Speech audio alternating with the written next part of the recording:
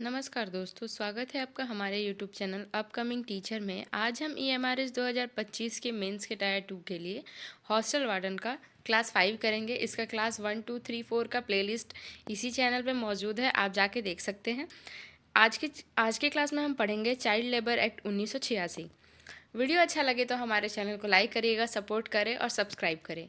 आगे बढ़ने से पहले हम कुछ जानते हैं। इसमें टोटल 12 टॉपिक्स है, जिसमें 4 हम ऑलरेडी पढ़ा चुके हैं और इसका प्लेलिस्ट हमारे इसी चैनल पे अवेलेबल है, यूट्यूब पे आप देख सकते हैं। फ्री में हम इसका बिल्कुल तैयारी कर रहे हैं और भी आगे तैयारी लाएंगे मेन से रिलेटेड।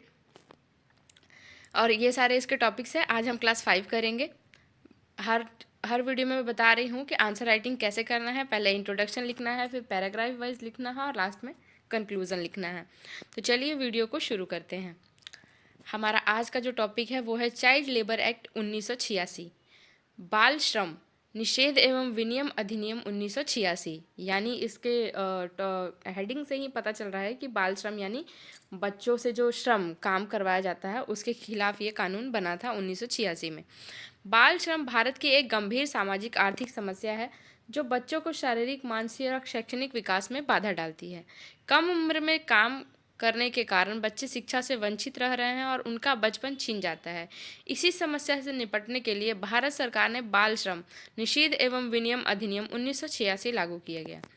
जैसे भारत में बाल श्रम भी जो है एक गंभीर समस्या रही है। आप देखोगे ना, कहीं भी जाओगे तो स्टेशन पे बच्चे चाय बेच रहे हैं, किसी भी होटल में बच्चे बर्तन धो रहे हैं, या फिर बच्चे झाड़ू लगा रहे हैं, या फिर बच्चे मजदूरी कर रहे हैं। तो ये बहुत बड़ी समस्या है। जिन उम्र में बच्चों को पढ़ना है, बच्चों को आगे बढ़ना है, उस उम्र में बच्चे जो है वो काम कर रहे हैं। तो इसी को रोकने के लिए यह कानून बनाया गया 1986 में, जिसका नाम पड़ा बाल श्रम अधिनियम 1986। जब 14 साल से कम उम्र के बच्चों को काम कराया जाता है तो उसे बाल श्रम कहते हैं। मतलब कि जब किसको बाल श्रम कहते हैं, 14 वर्ष से कम उम्र के बच्चों से काम कराया जाता है तो उसे बाल श्रम कहते हैं। आगे बढ़ते हैं। इस अधिनियम का मुख्य उद्देश्य बच्चों को खतरनाक एवं शोषणकारी कार्यों से बचाना है और उनके स्वास्थ्य व शिक्षा की रक्षा करना है। अधिनियम के अनुसार 14 वर्ष से कम आयु के बच्चे को खतरनाक उद्योगों और प्रक्रियाओं में काम करना पूर्णतः निषेध है और संशोधन के बाद यह स्पष्ट किया गया कि बच्चों को शिक्षा के अधिकार के अनुरूप संरक्षण प्रदान किया जाए।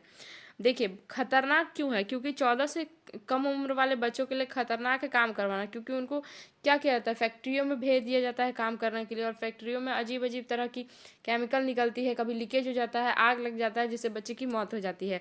खदानों में उनको काम करने के लिए भेज दिया जाता है, पटाखा फैक्ट्री में बच्चों को काम करने के लिए भेज दिया, जैसे ईंट भट्टा पे।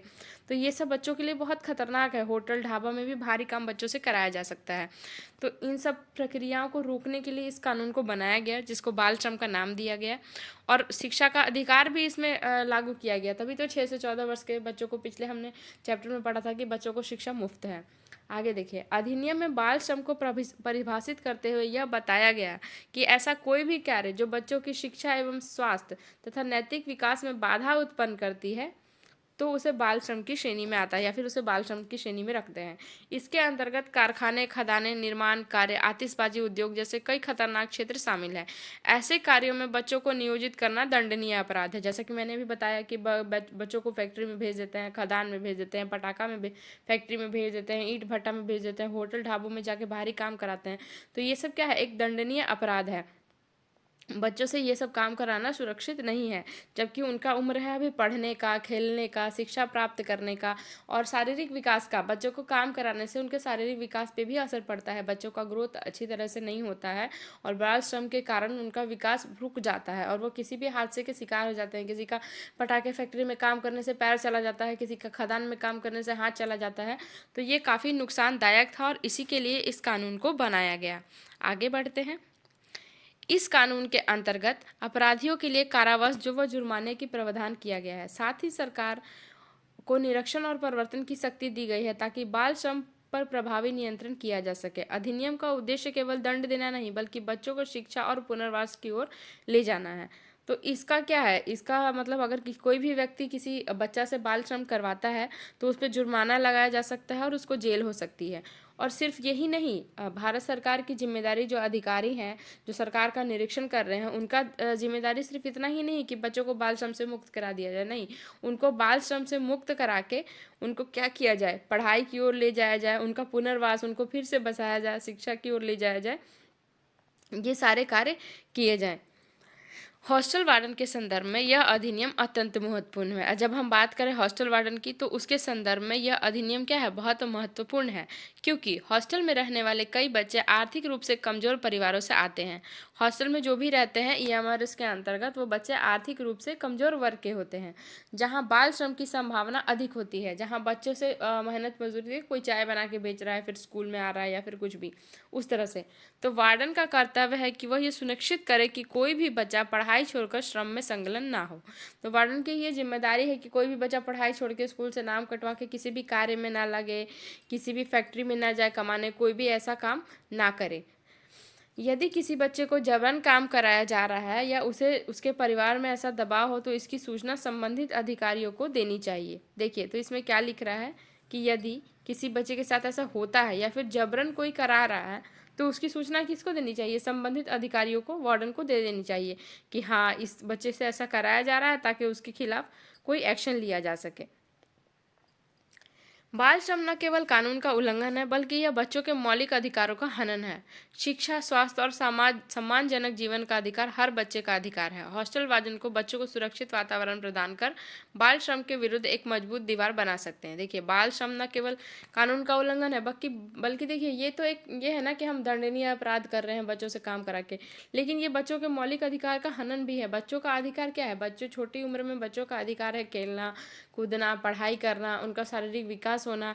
तो ये सब करके हम क्या कर रहे हैं, उनके सब चीज़ों को ख़त्म कर रहे हैं।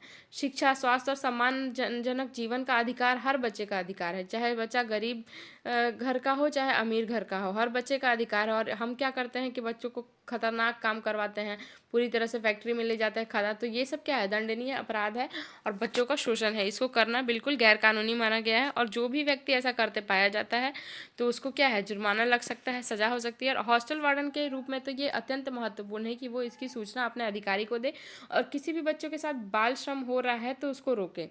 हॉस्टल वार्डन को बच्चों को सुरक्षित वातावरण प्रदान कर बाल श्रम के विरुद्ध एक मजबूत दीवार बन सकते हैं।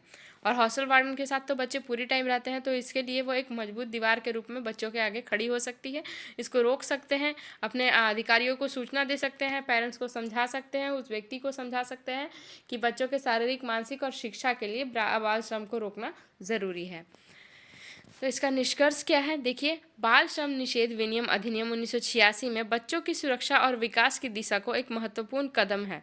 इसके प्रभावी क्रियान्वयन के लिए समाज के सभी जिम्मेदार व्यक्ति, विशेषकर शिक्षकों और हॉस्टल वार्डन की सक्रिय भूमिका आवश्यक है। तो क्या कह रहा है कि बाल श्रम जो क्या है, अधिनियम 1986 के अंतर्गत बच्चों की सुरक्षा और विकास की दिशा एक महत्वपूर्ण कदम है, क्योंकि बच्चों की सुरक्षा और विकास सबसे ज़्यादा इम्पॉर्टेंट है। इसके प्रभावी क्रियान्वयन के लिए समाज के सभी जिम्मेदार व्यक्ति, और जितने भी समाज के जिम्मेदार व्यक्ति हैं, जैसे कि शिक्षक हो गए, विशेषकर हॉस्टल वार्डन हो गया, उनकी सक्रिय भूमिका आवश्यक है, क्योंकि शिक्षक और हॉस्टल वार्डन ही इसको रोक सकते हैं कि नहीं, बच्चे के साथ बाल श्रम ना हो, सूचना मिले, अभिभावकों को ये दिया जा सके, मोटिवेशन दिया सके कि ऐसा करना गलत है, बच्चों का शारीरिक विकास रुक जाएगा, उनका शिक्षा खराब होगा, उनका फ्यूचर खराब होगा। तो आज के वीडियो में इतना ही। आगे का क्लास हम नेक्स्ट वीडियो में करेंगे। अगर आपको वीडियो अच्छा लगे तो हमारे चैनल को लाइक करें, सब्सक्राइब करें, सपोर्ट करें, और इन सारे टॉपिक्स के PDF के लिए आप हमें कमेंट कर सकते हैं। मिलते हैं नेक्स्ट वीडियो में, तब तक के लिए धन्यवाद।